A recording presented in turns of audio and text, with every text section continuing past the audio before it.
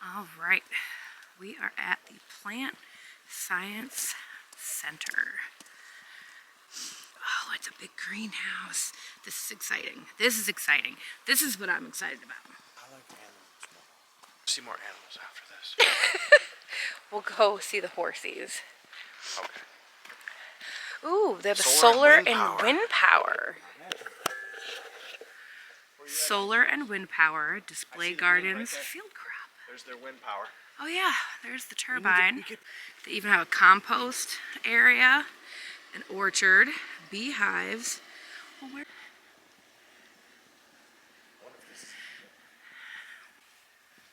This is pretty in the summer.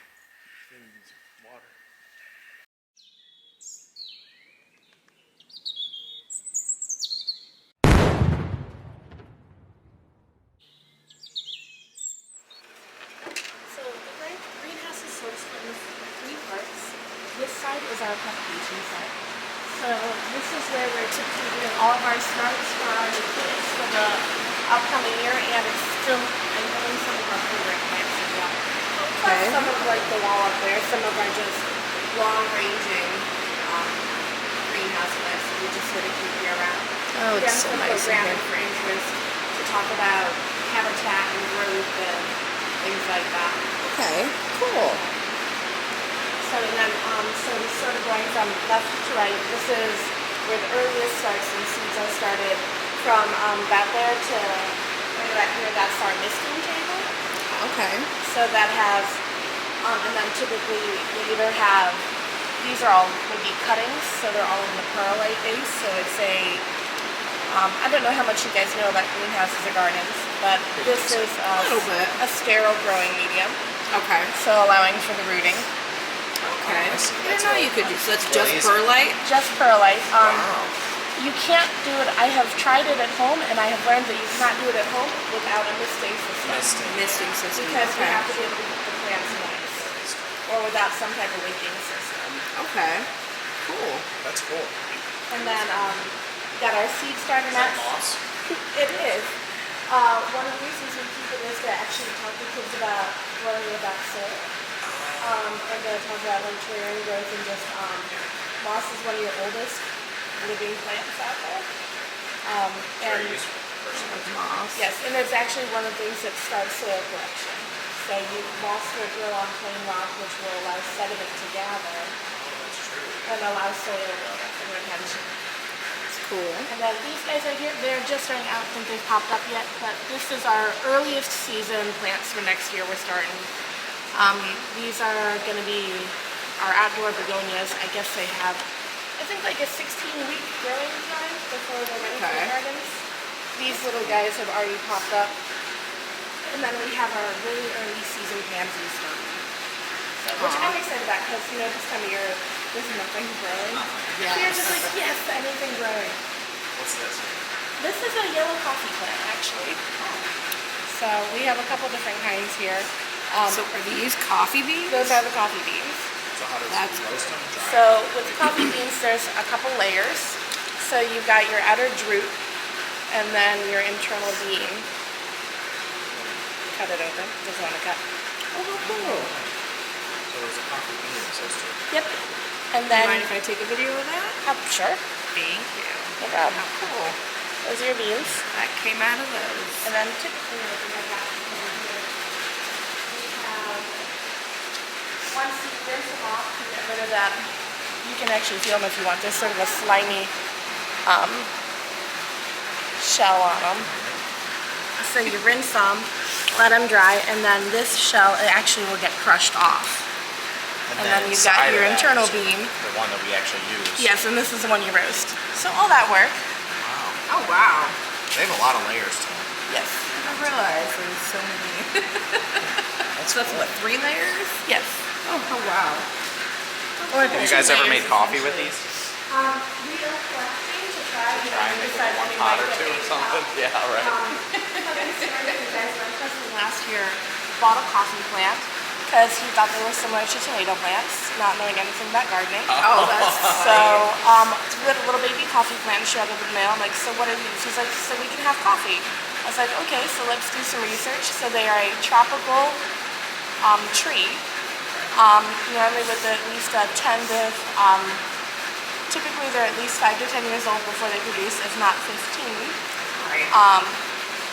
I think they average about like 15 to 30 feet tall. Want a tropical environment, and one tree I think produces 1 to 2 pounds a year.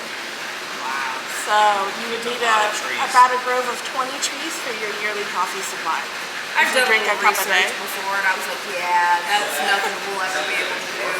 That one's not a dwarf, so that's a young one. So that's But it still not- produces beans, and They that's can produce at about like 3 years old or so, but you're not going to get your full Right. until about 5 to 15. Actually, we've got a couple of bigger ones that we got.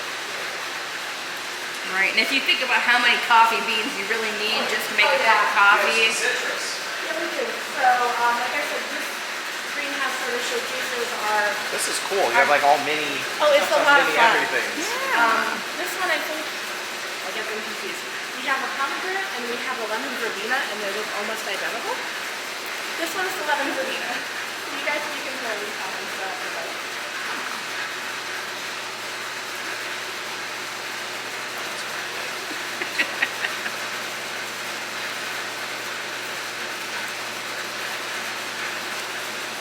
Oh yeah.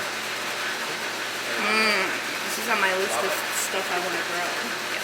Yeah. I go home from here every day and I was like, I can grow this, and then realize I'm not, a full-fledged greenhouse and don't have a green thumb. Yeah, I've never looked into the requirements for growing lemon verbena, so you really need, so it's like, You need a decent amount of light, and then this is actually sort of in a semi-dormant stage right now, so it's not quite as full and big as it would be. okay. Yep, and a lot of the things in the big terracotta cactus, they are all plants that typically go outside in the summertime. Right. They just grow in the winter. What is this back here? So that one is also a coffee, so that was just a red coffee. Oh, okay. Yep, again, I think cool. that was about 5 to 7 years old. And then there's another. That's so neat, though. Just to say you can have, I have a coffee plant. I mean, if you did like 100 plants. Oh, I love purple hearts. These are so cool. And then as long as you have a space before, like I said, my husband, he has a rough nature, which is the house. So, yeah, so it was, so like I'm not sure if the yield the space to this guy. You could add a bunch of floating like these things. So, yeah. Right above your head, you walk in looking at coffee plants. We have a couple floating shelves for that reason. Yeah. And then a lot of these are plants for sale or plants for start or they'll be going out in the garden. Sedums. Oh, how cool. Pretty sure I killed my rosemary. I had a big rosemary and I brought it inside. And I don't know if it just didn't have enough light. It's just like dried out. Like it, yeah. All the needles are dead. I don't know if it's dead. Maybe when I put it back outside in the summer, maybe it'll grow. You might be able to trim it back, well, trim the hard through, but any soft, flexible Soft, part, yeah. There's you like can no trim down. soft left. Okay, it might. Might be done. I've lost a couple of mine. When I think about trees and like a pine tree, I do better. So Okay. they're essentially a Mediterranean. I lost my word on that. Evergreen, essentially. Oh, So okay. when you think of them that way, it's a little bit. Easier to understand how to understand care what they for want. them. Okay. Yeah. We gotta We got a lot of. trial and error. We got to probably plant about 30 of these, 30%.